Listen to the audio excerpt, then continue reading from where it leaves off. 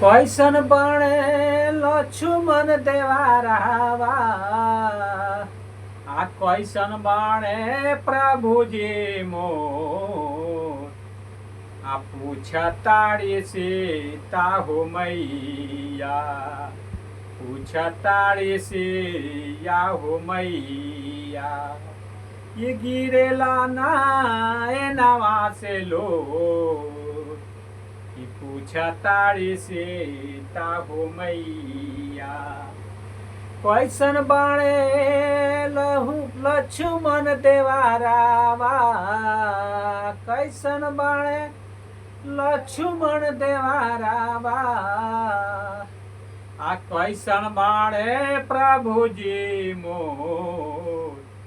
आ पूछताड़ी सीता हो मैया आ गिरेला ना ए नवा से लोर पूछताड़ी सीता हो मैया कि धरेला ना ए नवा से लोर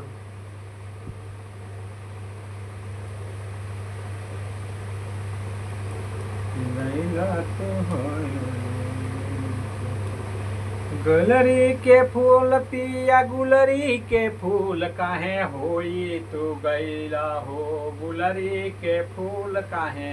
होई तू गैला हो गुलरी के फूल काहे भैला तू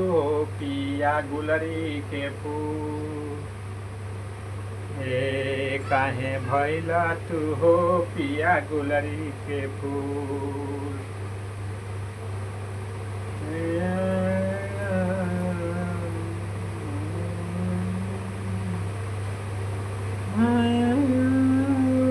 कहाँ के हमरे देवनी कहाँ के छोट होला कहवा के मोट हमरे देवारू कहवा के छोट होला कहवा के मोट हमरे देवारू आ तू देता हम के बताई हमरे देवारू हमरा के देता तू बताई हमरे देवारू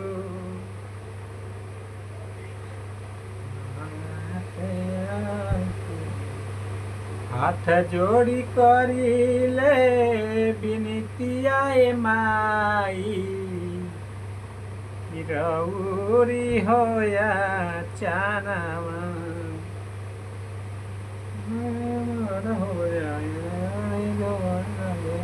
हमरे धनिया के पातल कमर हो धरे नी बड़ा डर लगेला हमरे धनिया के पातर कमर हो धरे नी बड़ा डर लागेला हमरे डर लागेला हमरे धनिया के पातर है अब के मेला नहीं हो अब की मिलल नाही हो अब की मिलल नाही कोटा के रासा नावा पर धनवा नमवा कटल सिहा मारो हो अब की मिलल नाही हो अब की मिलल नाही कोटा के रसा नावा पर धनवा नमवा कटल सिहा मारो हे नमवा कटल सिहा मारो हो नमवा कटल सिहा मारो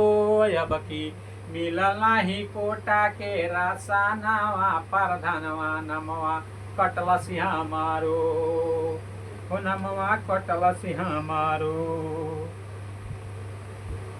दिहा ए माई भरिया हमारा चरिया हो धन दौलत खूबे दिहा ए माई भरिया हमारा चरिया हो धन दौलत खूबे दिहा ए माई भरिया हमारा चरिया हो तोहरे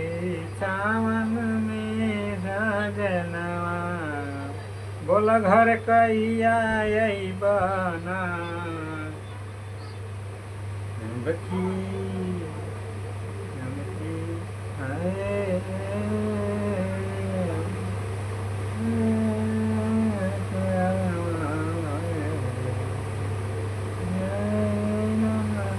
बड़ा धन पवलाई, बड़ा धन पवला से मानस के, बड़ा भाग से पवला तू मानुष के तनवा, बड़ी भाग से पवला तू मानुष के तनवा, तू बेच दिहल काहे तू आपन मनवा, तू बेच दिहल काहे आपन मनवा, तू बेच दिहल काहे आपन मनवा। लाइक कमेंट सब्सक्राइब जरूर करिए, हमारे चैनल को फॉलो जरूर करिए। फिर मिलते हैं नेक्स्ट ब्लॉग वीडियो में, तब तक के लिए बाय बाय।